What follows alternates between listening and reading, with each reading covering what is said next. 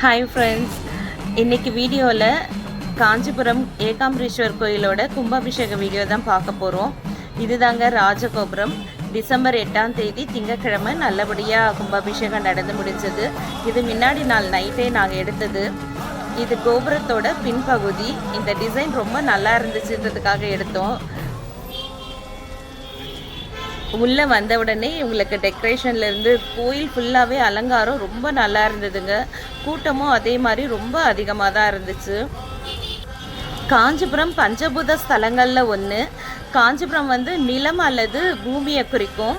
ஜென்ரலாக சொல்லுவாங்க திருவண்ணாமலையில் பிறந்தா நல்லதுன்னு சொல்லுவாங்க, அண்டு காஞ்சிபுரத்தில் வாழ்ந்தா நல்லதுன்னுவாங்க, அண்டு காசியில் மோட்சம் கிடைக்கும்னு சொல்லுவாங்க.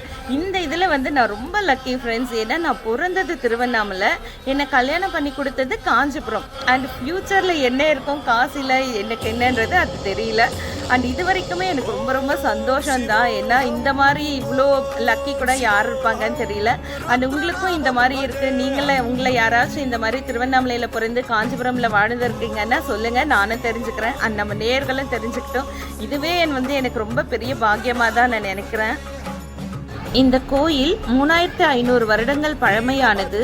17 வருஷம் கழித்து இப்போ கும்பாபிஷேகம் நடந்திருக்கு. இந்த கோயிலில் தான் அம்மன் சிவனை மண்ணாலா செஞ்சு வச்சு வழிபட்டதா சொல்லுவாங்க. நம்ம இன்னைக்கும் அந்த மாமரத்தையும் அந்த சிவலிங்கத்தையும் இங்கே பார்க்கலாம்.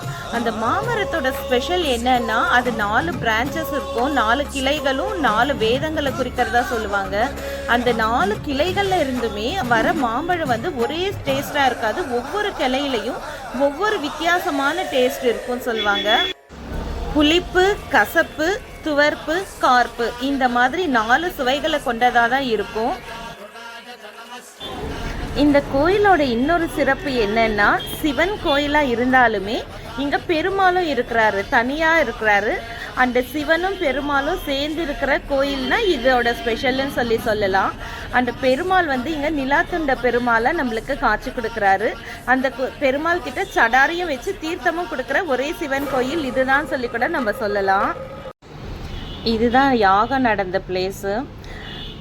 நாங்கள் நைட்டு 10:30க்கு தான் போனோம் ஃப்ரெண்ட்ஸ். ஏன்னா டே டைமில் ஃபுல்லாக பயங்கர ரஷ்ஷு, உள்ளே கூட போக முடியலன்னு சொன்னாங்க. 10 வரைக்குமே அப்படி தான் இருந்துச்சுன்னாங்க. ஸோ நாங்கள் 10:30க்காக தான் போனோம். அந்த நேரத்துக்குமே கூட்டம் இருந்துச்சு தான்.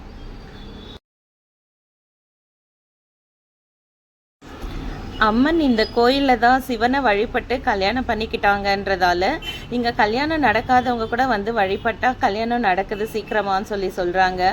அண்ட் இங்கே நம்ம குறைகள் எதுவாக இருந்தாலுமே சிவனை மனசார நினச்சி நம்ம வேண்டிக்கிட்டால் அது எல்லாமே நிறைவேறுதுன்னு நிறைய பேர் சொல்கிறாங்க. ஸோ நீங்களும் ஒரு வாட்டி இந்த கோயிலுக்கு கும்பிடணும்னு நான் ஆசைப்பட்றேன். ஓகே ஃப்ரெண்ட்ஸ், உங்களுக்கு நம்ம சேனல் பிடிச்சிருந்தா சப்ஸ்கிரைப் பண்ணுங்கள், ஷேர் பண்ணுங்கள், லைக் பண்ணுங்கள். தேங்க்யூ.